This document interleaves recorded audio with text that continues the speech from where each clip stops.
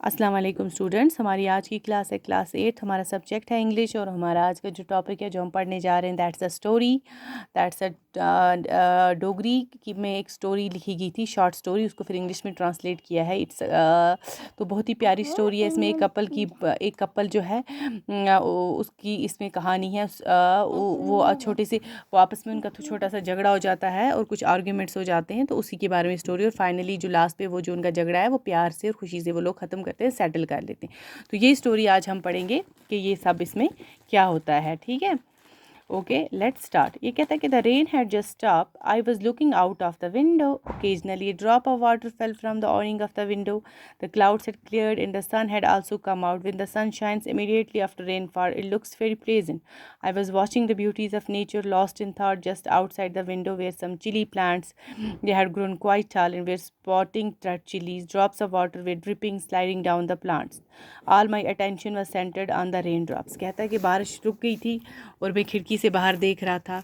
एक वो पानी की, जब आप देखते हो बारिश रुकती है, वो खिड़की की छत से जो पानी के वो कतरे टपकते हैं नीचे। और कह रहा था कि क्लाउड जो थे वो बिल्कुल क्लियर हो गए थे और सूरज निकल आया था, चमक रहा था। और बारिश के बाद जब सूरज निकलता है तो कितना अच्छा लगता है ना। It looks very pleasant. I was watching. वो कह रहा है कि मैं जो नेचर की, जो कुदरत की जो खूबसूरती थी, मैं उसको देख रहा था सोच में डूबा हुआ।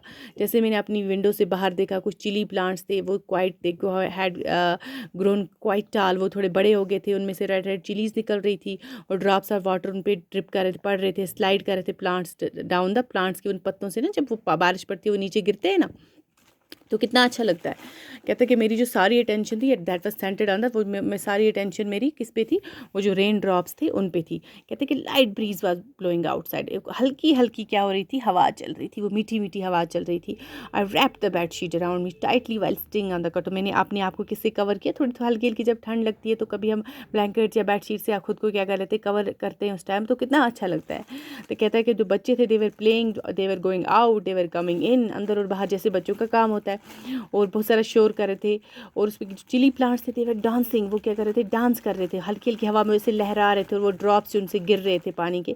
स्मॉल पैचेस ऑफ क्लाउड्स, फिर जो हल्के हल्के जो बादल रह गए थे वो इधर से उधर टू एंड फ्रो कर रहे थे, यहाँ से वहाँ से यहाँ थे। समटाइम्स वो सन सूरज को कवर कर लेते थे और वो क्लाउडी हो जाता था, समटाइम्स वो सन जो होता था वो बाहर आ जाता था। कहता पापा जी, see the swing of the गुड्डा गुड्डी, Munni was saying, clinging to me. What is it, daughter? I asked.